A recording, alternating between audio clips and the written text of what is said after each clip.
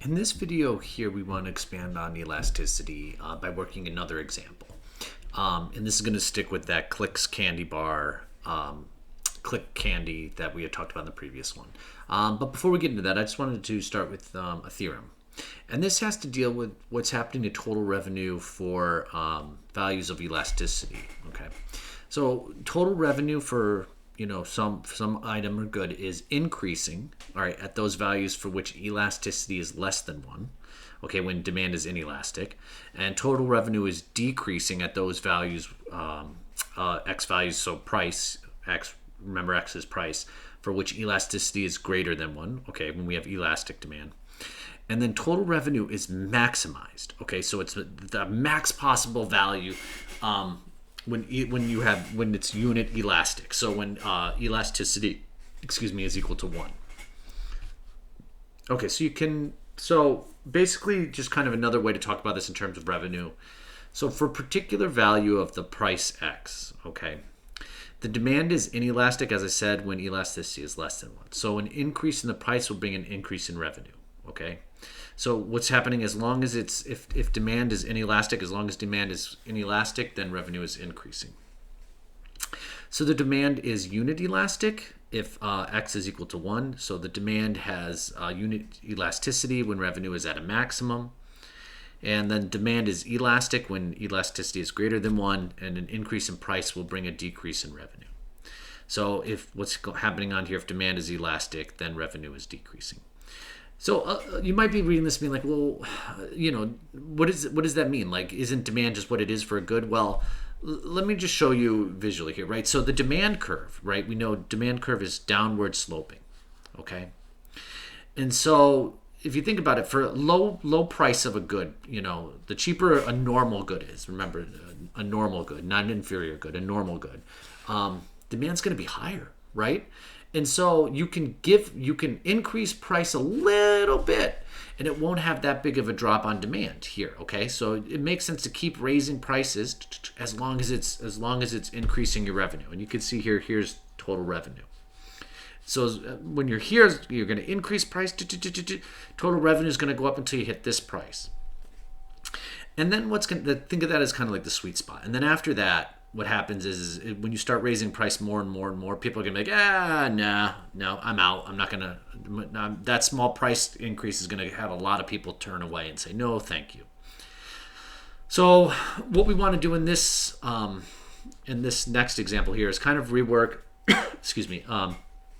just another problem, okay, very simple one, and show some different values of elasticity and talk about what it does to total revenue. So here's the example. Suppose demand for click candy changes. So the demand function, it's just going to be a new one here. Now demand is equal to 30 minus 5x. So I want to do a bunch of things here.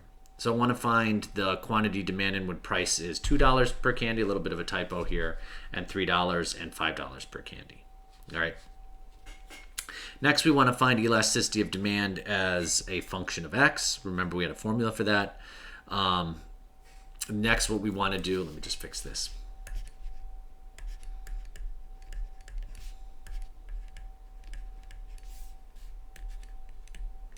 Then what we want to do is we want to find the elasticity at x is equal to 2 when price is $2, $3, and $5. Let's interpret the meaning of these values. Next, I want to find the value of x for which e of x is equal to 1. So let's interpret the meaning of that. And then I want to find the total revenue function. R of x is equal to x times d of x. And then next, I want to find the price x at which total revenue is a maximum. All right, so let's just go through it real quick. So demand is equal to 30 minus 5x.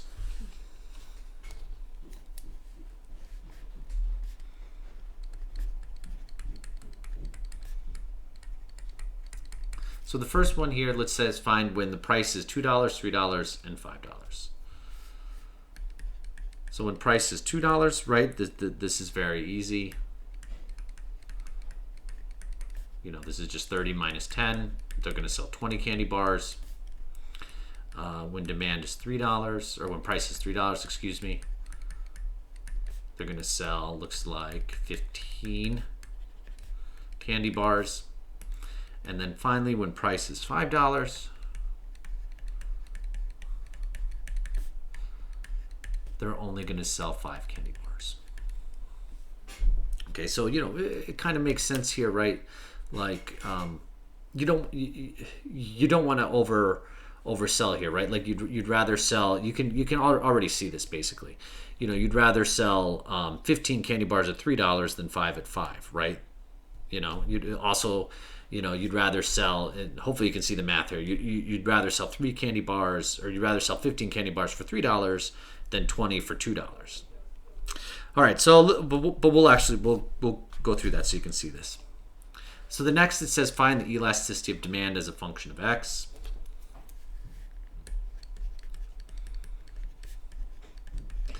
Well, just remember that's minus x times the derivative of the demand function divided by the demand function.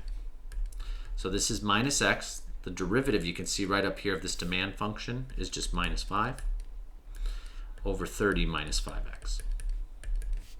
Well, negative, negative, this is just 5x over 30 minus 5x. And look, you can factor out a 5 and cancel it, and you end up getting the same elasticity function that we had in the previous example too. And that's okay. Okay. Next, let's find elasticity when x is equal to 2, 3, and 5.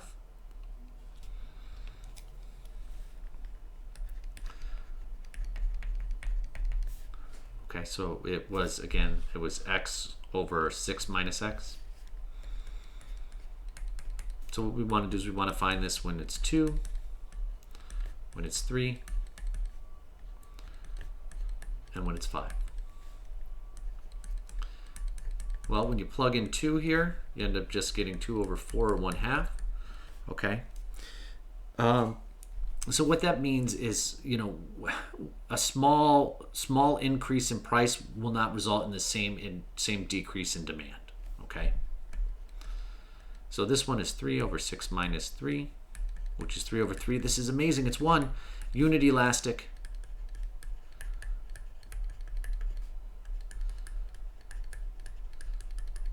Okay, and then finally 5. So this is elastic here. All right, what that means is a small increase in price will result in a much bigger decrease in demand here. So let's find the value of x for which e of x is equal to 1. We've already found that. But you can also do this by setting it equal and solving, but I really don't need to do that. We've already seen that it's here.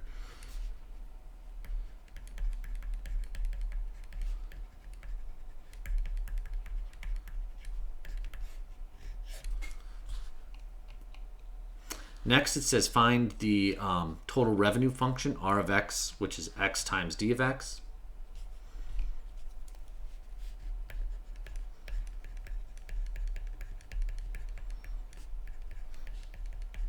So the total revenue function here, just going back, is x times 30 minus 5x.